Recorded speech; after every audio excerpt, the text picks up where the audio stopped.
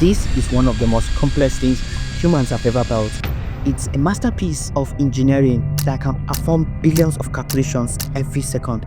But there's a strange contradiction hidden inside it that most people think that when they buy a fast processor, they are buying a guaranteed level of speed. But that's not actually true. What you are really buying is a potential for speed, because the moment you actually start using this for something difficult, the chip starts fighting an internal battle. It begins to systematically sabotage its own performance. If you've ever noticed your computer throttling during a game or slowing down halfway through a big project like rendering a video, you've seen this sabotage action. It's called throttling. And to understand why your computer is working against you, we have to look at what happens when we push physics to the breaking limit. Think of a CPU like a world-class sprinter. If you ask that sprinter to run at their absolute maximum speed, they can do it for a while, but eventually their muscles overheat, their heart rate hits a limit, and their body starts screaming at them to stop. If they don't slow down, they will collapse. Your CPU is exactly the same. It has 3 hard limits that it can never cross without risking permanent damage. First, there is heat. You see, when you flip billions of switches in a space the size of a fingernail, things get hot fast. If the silicon gets too hot, the microscopic structure inside literally starts to break down. Then there's power. Your motherboard can only deliver a certain amount of electricity at once. It's like trying to pull so much water through a thin straw. Eventually, the straw collapses, and finally, there's current. If too many electrons flow through those tiny circuits at once, they can physically knock atoms out of place. It's called electromigration, and it's basically like the electricity is eroding the processor from the inside out. Now, the CPU is aware of this. It's filled with hundreds of tiny sensors that are essentially feeling the stress of the chip in real time. When you are doing something heavy or playing the demanding game, a negotiation starts. The sensors see the temperature climbing up towards 100 degrees Celsius.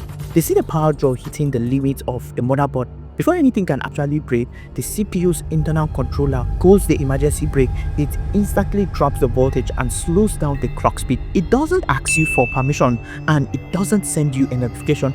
It just decides that staying alive is more important than finishing your render quickly.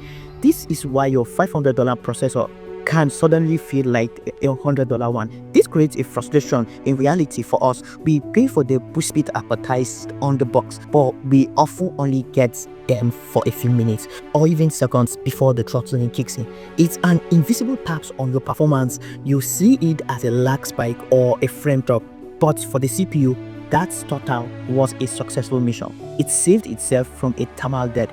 The problem is that many computers are built in a way that forces the CPU to throttle almost immediately.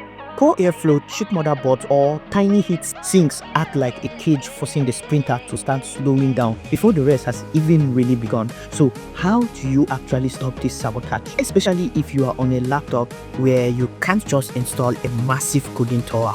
It comes down to a few practical ways to cheat the physics we just talked about. First, consider the airflow. Remember the heat dump idea? Most laptops pull air from the bottom.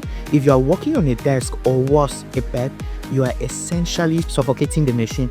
By simply using a laptop stand or even just propping up the back an inch, you are giving the fans raw material to work with. It sounds basic, but you are effectively increasing the efficiency of that thermal mass by ensuring the heat has a clear exit. Second, the software safety switch. Both Windows and macOS have power profiles. If you are in power saver or even balance, your computer might be triggering this limit prematurely to save battery. Switching to high performance or turbo mode tells the CPU's brain to be a little brave before it decides to slow down. But my favorite way to solve this is through undervolting. Think of this as electrical dieting. From the factory, your CPU is giving more voltage than it actually needs to stay stable. It's a just-in-case buffer. By using simple free tools like Intel XCU or Ryzen Master, you can slowly slide that voltage down. When you do this, you are decreasing the friction we talked about earlier. The CPU does exact same work, but it generates significantly less heat. For a video editor or a gamer, this is the holy grail. You often find that by giving the CPU less power, it actually runs faster because it never gets hot enough to trigger the sabotage. You are silencing the alarm by removing the fire. It's a strange realization that our most advanced tools are constantly holding themselves back. We think of performance as a fixed number on a spec sheet, but in reality, it's a living negotiation between your software, your hardware, and the room temperature. Throttling isn't a sign that your computer is broken. It's a proof that it's working exactly as intended to protect itself from the violent physics of its own existence.